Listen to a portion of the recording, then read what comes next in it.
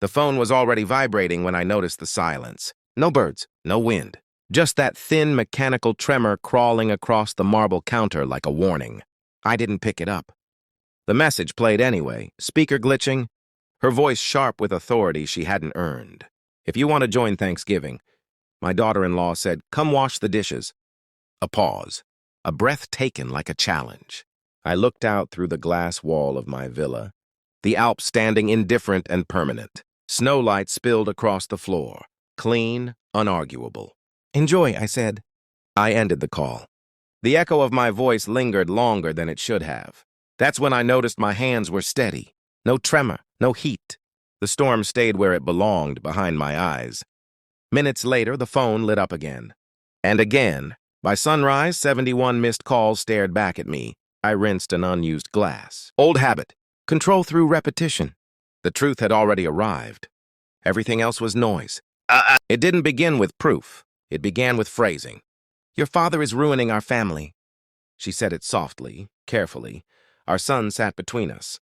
A bridge she was already burning. I was in the doorway, invisible enough to hear everything. I didn't step in. People reveal more when they think they're unobserved. My wife had learned a new language, victimhood spoken fluently. I was painted as absence, negligence, erosion. The words landed where they were aimed. I watched my son's shoulders tighten. He didn't look at me. That night, she slept with her phone face down. The screen lit at 2:11 a.m., then went dark. She turned away from me without touching the bed's center line, as if it were a border. I told myself it was stress. I told myself nothing. Denial doesn't shout. It negotiates. Her laughter changed. Quieter, sharper, directed elsewhere. She guarded time like a resource I was wasting. When I asked simple questions, I received complex answers. I stopped asking. Some betrayals announce themselves with lipstick and lies. Others arrive wearing reason and patience. This one believed it was smarter than me. That was its mistake. I began collecting data, not accusations, not emotions. Facts. Phone records first. Numbers that repeated. Calls that lived in the margins of her schedule. I memorized patterns. Humans are nothing if not consistent. Then the calendar. Yoga on Tuesdays. Late meeting on Fridays. No receipts. No witnesses. A double life doesn't hide. It overlaps. I ordered a DNA test without telling anyone. Not because I doubted my son. Because lies contaminate everything they touch. The weight was surgical. Days measured by breath, not clocks. When the result arrived, 99.9%. Probability, I felt relief sharpen into resolve. He was mine entirely, which meant she had tried to turn him against his own blood. That's a different crime. I hired a private investigator who didn't speak unless necessary. He returned with photographs taken from angles designed to end arguments. My wife, another man. Familiar hands. Intimate distance. A hotel lobby I had never entered. I stayed calm.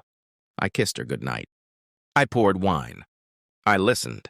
Every act of normalcy was a thread tightening the trap. The envelope arrived on a Wednesday. Heavy. Final. I waited until dinner. Timing matters when you're ending something that thought it was permanent. I slid the envelope across the table. She opened it. The sound she made wasn't grief.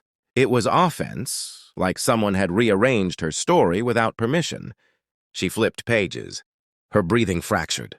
You invaded my privacy, she said. I nodded. You invaded my family. Silence expanded. It filled the room, pressed against her ears until truth had nowhere left to hide. When she cried, it was panic, not remorse, a plan collapsing under its own arithmetic. I asked one question. Already answered. How long? She answered anyway. I listened without reacting. Reaction is a currency. I don't spend it where it won't return value. The divorce papers followed.